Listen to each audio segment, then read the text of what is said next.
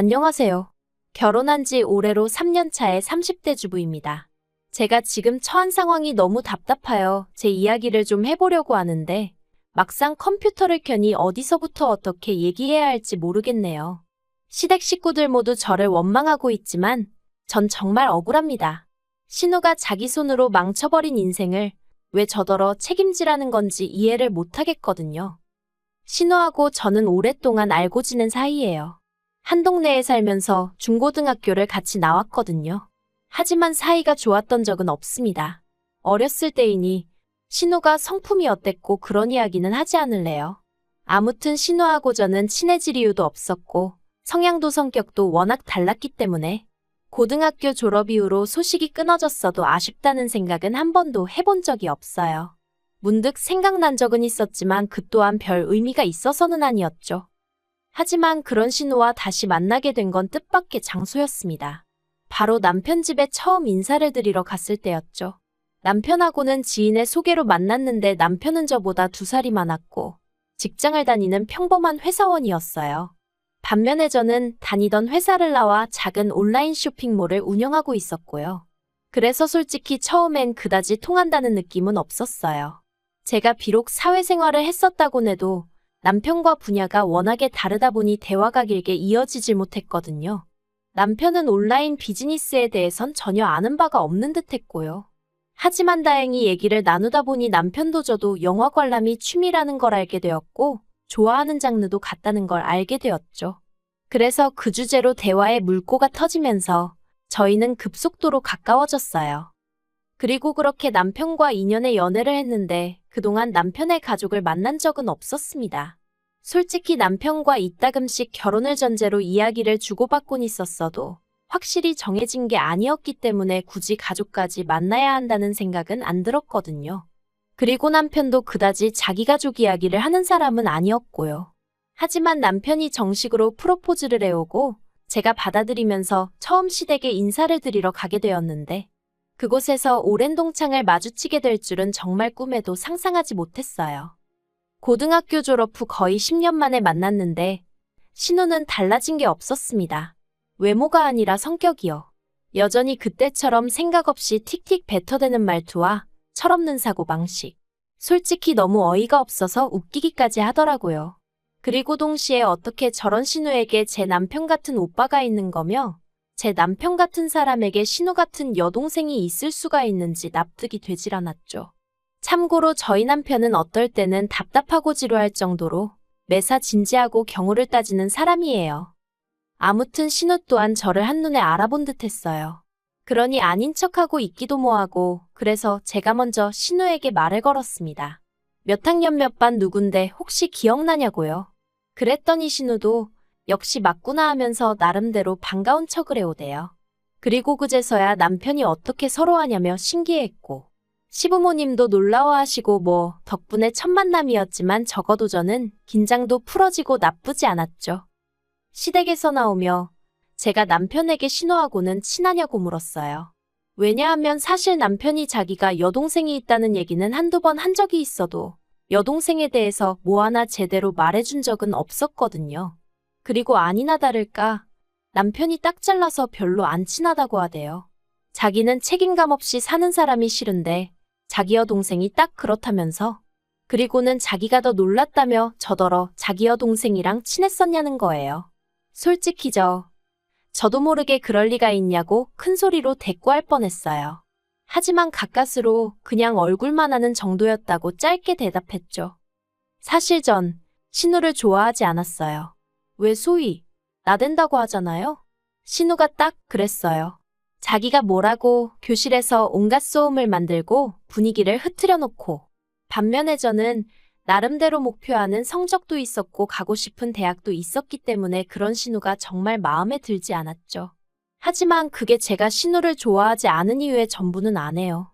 신우는 걸핏하면 거짓말을 했고 시쳇말로 남을 팔아댔거든요.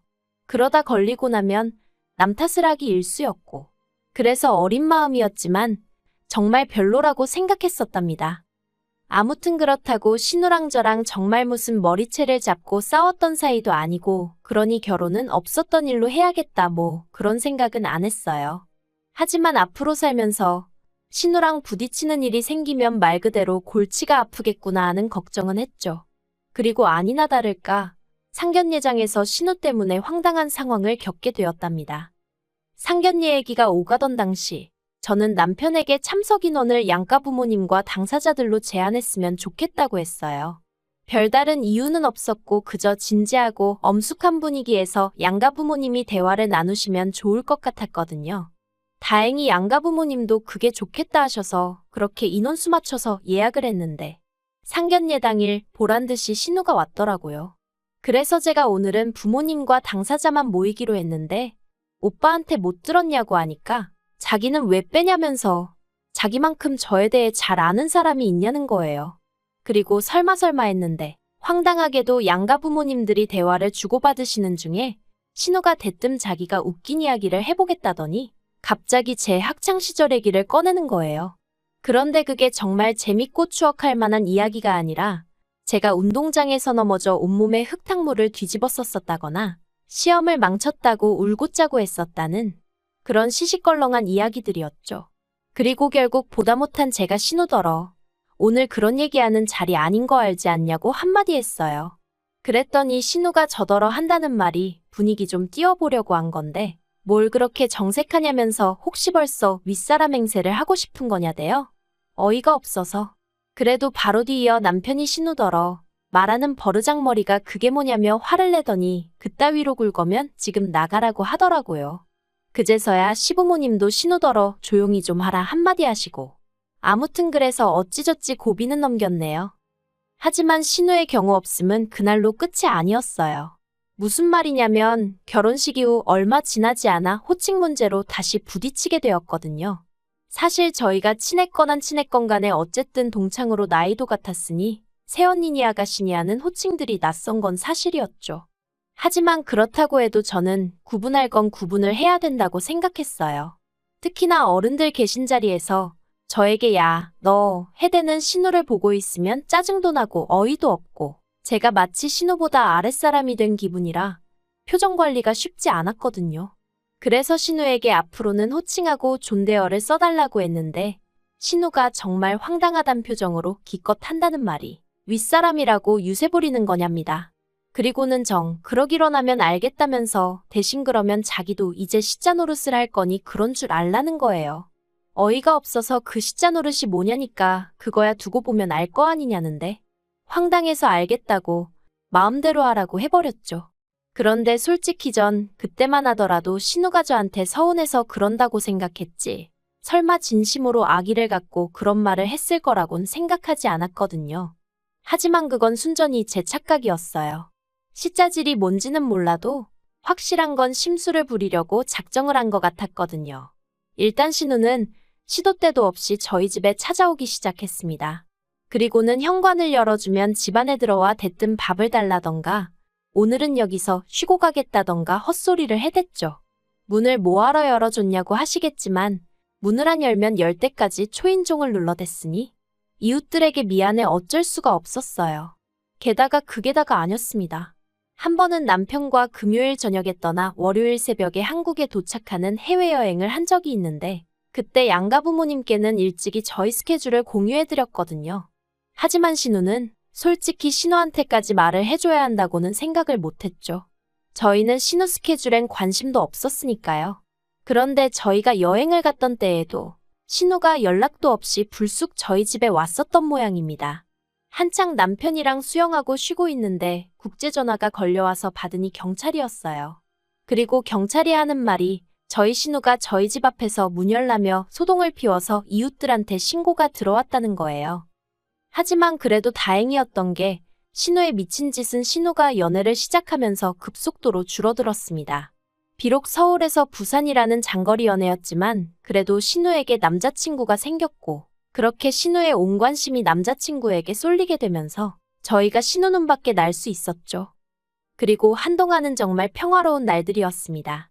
남편은 회사에서 승진을 했고 저는 저대로 사업을 키워나가고 있었거든요. 신우도 신우대로 비록 장거리다 보니 한 달에 많아야 2번뿐이 못 보는 것 같았지만 그래도 연애를 해서 그런가 사람이 무척 행복해 보였죠. 그리고 설마 했는데 올 봄 신우가 결혼 소식을 전해왔어요. 남자친구에게서 프로포즈를 받았다며 10월쯤에 식을 올리고 싶다면서요. 그리고 사실 다들 겉으로 표현은 못했어도 신우를 무척 걱정했었거든요. 나이는 들어가지, 그런데 모아둔 돈은 없지. 그렇다고 다니는 직장이 안정적인 것도 아니지. 아마 다들 말은 안 했어도 시쳇말로 누가 데려가나 했었을 거예요. 그런데 신우가 결혼하겠다고 한 남자는 그래도 꽤 괜찮은 중견기업을 다니고 있었고 듣자 하니 집이 돈도 좀 있다고 하더라고요. 그러니 다들 한숨 돌린 심정이었겠죠. 심지어 신우에게 좋은 감정이라곤 없던져도 안도했을 정도니까요. 그런데 왜 사람은 자기가 가진 것에 만족할 줄을 모르는 건지 모르겠습니다. 그날은 제가 사업상 미팅으로 시내에서 볼 일이 있었거든요. 그리고 그 동네가 워낙 젊은 사람들이 많이 오가는 곳이다 보니 숙박업소가 엄청나게 많아요. 그런데 신호대기에 걸려 있는데 건너편 숙박업소에서 낯익은 남녀가 팔짱을 끼고 나오더라고요. 네, 저희 신우랑 남편 친구였어요. 심지어 남편 친구는 제가 알기로 유부남이었고요. 신호가 바뀌는 줄도 모르고 넋놓고 두 사람을 바라보고 있었습니다. 하지만 이내 뒷차의 경적 소리에 놀라 차를 출발시켰고 한동안 제 심장이 벌렁벌렁거리더라고요. 설마 하는 생각에 집에 돌아오자마자 차에 있던 블랙박스를 확인했는데 이건 뭐 두 번, 세 번 돌려볼수록 누가 봐도 신우와 남편 친구가 분명했어요. 이걸 어떻게 해야 하나? 남편하고 얘기를 해야 하나? 하지만 동시에 괜히 이런 일에 얽혀서 좋을 게 뭐가 있나 싶기도 하고. 그래서 며칠의 고민 끝에 저는 죽을 때까지 저만 알고 있는 비밀로 묻어두기로 결심했습니다. 한순간의 실수일 거라고, 신우도 이내 정신 차리겠지. 그렇게 믿고 싶었죠. 그리고 한 달쯤 지나 지난달이었어요. 저는 사업상의 이유로 출장을 나가게 되었고 당연히 남편에게 얘기도 했었죠. 남편뿐 아니라 시부모님께도 누구랑 어디로 며칠을 간다고 정확히 알려드렸고요. 이건 뭐 시부모님이 제 사생활에 관심을 갖고 그러시는 분들이라서가 아니라 그냥 제가 친정 부모님한테 알려드리면서 같이 말씀드린 거예요. 아무튼 그래서 출장 이틀째였는데 모르는 번호로 전화가 걸려왔어요. 그리고 저는 사업상 저는 몰라도 제 번호를 아는 사람들은 종종 있었기에 아무 생각 없이 전화를 받았죠. 그런데 상대방이 잠깐 머뭇하더니 저희 신우 이름을 대면서 남자친구라고 하더라고요. 그래서 안녕하시냐고 어색하게 인사를 건넸더니 급한 일이 있어서 그런다며 저희 신우를 좀 바꿔달라는 거예요. 그래서 그게 무슨 소리냐고 저는 지금 출장 중이라니까 신우랑 같이 간 거 아니냐입니다. 신우가 저랑 2박 3일 동안 여행을 간다고 했다나요? 그제서야 순간 아차 싶은 게 그 버릇 여전히 못 고쳤구나 싶대요. 하지만 이를 어쩌지 싶은 생각과 동시에 신우가 정확히 뭐라고 한지도 모르는데 제가 무슨 말을 할 수 있었겠어요? 그래서 그냥 전 무슨 얘긴지 모르겠으니 다시 신우에게 연락해보라고 하곤 전화를 끊었습니다. 그리고 그날 밤 집안이 온통 난리가 났어요. 정확히 말하면 1차적으로 제가 신우한테 별 욕을 다 먹었고요. 이내 이 이야기가 시부모님 귀에도 들어가서 다음날 또 온갖 욕을 먹었죠. 저더러 눈치가 있네 없네. 왜 그 전화를 받았냐부터 시작해서. 그런데 웃긴 건 아무도 신우의 부도덕함을 욕하진 않더라는 거예요.